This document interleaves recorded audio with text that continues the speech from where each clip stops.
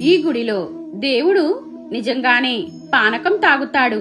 ఆయన తాగుతున్నప్పుడు గుటక శబ్దం వినిపిస్తుంది. ఈ గుడి వెనుకున్న కథ మీకు తెలుసా?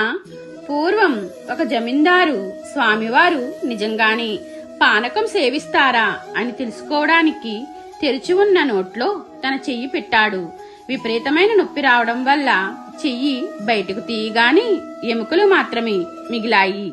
అది చూసి భయపడకుండా తన చెయ్యిని ప్రసాదంగా స్వామివారు స్వీకరించినందుకు ఆనందపడ్డాడని ఈ క్షేత్రంలో చెప్పుకుంటారు.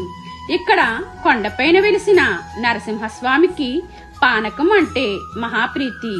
అర్చకులు బిందులతో పానకం పోస్తుంటే స్వామివారు గుటకలు వేస్తూ తాగే శబ్దం మనకి స్పష్టంగా వినిపిస్తుంది. ఇక్కడ అసలైన విచిత్రం ఏంటంటే ఎంత పానకం పోసినా ఖచ్చితంగా సగం తాగి మిగిలిన సగం నరసింహస్వామి భక్తుల కోసం మిగులుస్తారు.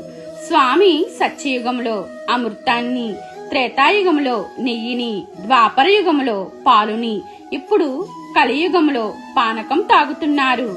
మామూలుగా తీపి ఎక్కడ ఉంటే అక్కడ చీమలు ఈగలు ఉంటాయి. కానీ ఇక్కడ ఎంత పానకం చెందినా ఒక చీమ లేదా ఈగలు కూడా కనిపించదు. భూమిపైన అధర్మం పెరిగిన సమయంలో ఆ పానకం చుట్టూ ఈగలు చీమలు చేరుతాయి. అదే యుగాంతానికి సంకేతమని నమ్ముతారు.